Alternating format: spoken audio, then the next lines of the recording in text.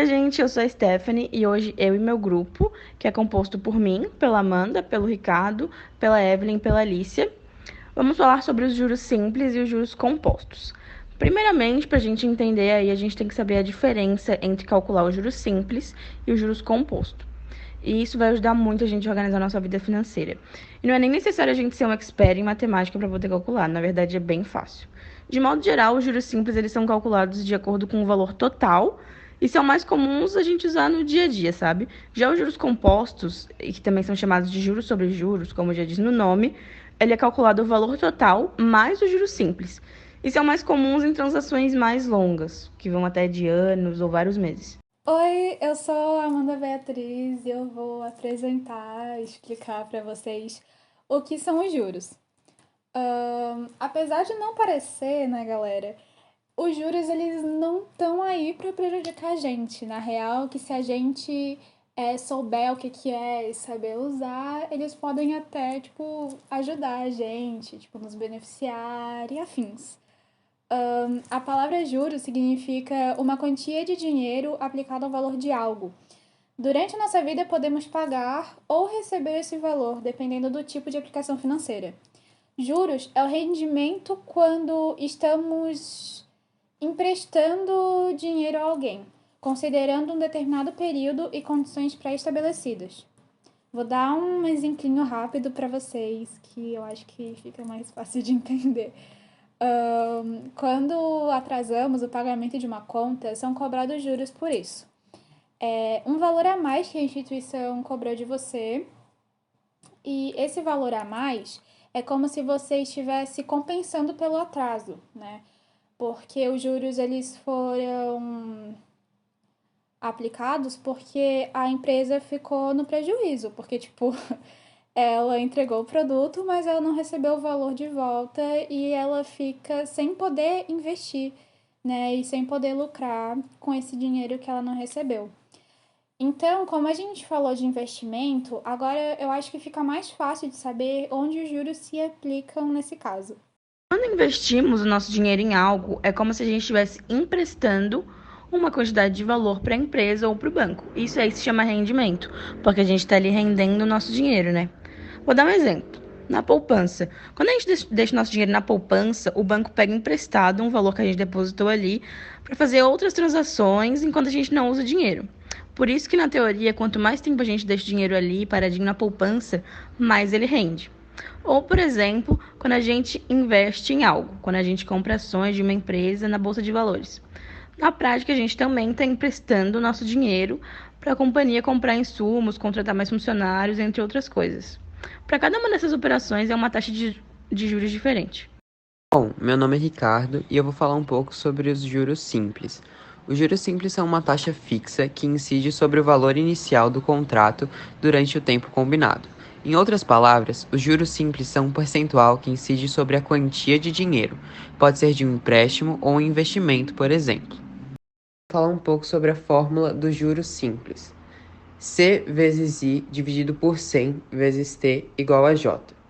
Bom, olhando assim parece difícil, mas facilita quando trocamos as letras por determinados valores. No C, por exemplo, você coloca o valor do capital, ou seja, o quanto você vai pagar ou depositar. No I, coloque o valor de taxa de juros. No T, coloque o tempo previsto. Ao fim das contas de multiplicação e de divisão, você saberá o valor do J, ou seja, o quanto você pagará de juro nessa transação. Isso te ajudará a saber o valor total que você vai pagar em um empréstimo. Por exemplo, veja um exemplo de um empréstimo de R$ 900 para ser quitado em 6 meses a uma taxa de juros simples de 5% ao mês. Ficaria, montando a conta, 900 vezes 5 dividido por 100 vezes 6 igual a 270. Isso significa que, no final de 6 meses, o valor total gasto com o empréstimo será de 1.170, R$ 900 do capital emprestado mais R$ 270 dos juros. Oi, eu sou a Alicia e agora eu vou falar um pouquinho sobre os juros compostos para vocês. Bom, os juros compostos são aqueles nos quais os juros do mês são incorporados ao capital, Com uma taxa assim, o valor cresce muito mais rápido do que com juros simples. No caso de uma dívida, isso é muito perigoso, mas no caso de um investimento, é algo excelente. A maior diferença entre juros simples e composto é o tempo. No juros composto, o tempo é muito importante, pois diferente do juros simples, que a taxa de juros sempre continua a mesma, independente do prazo, o juros composto já leva em consideração o tempo.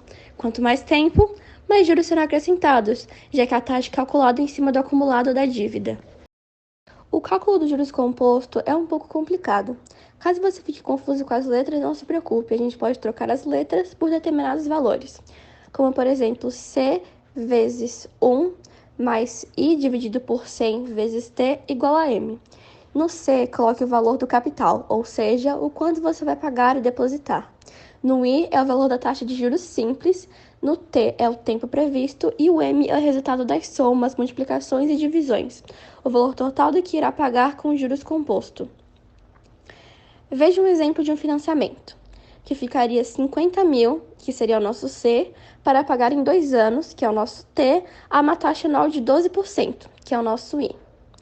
Então, ficaria no seguinte exemplo: 50 mil vezes 1 mais 12 dividido por 100 vezes 2 igual a M.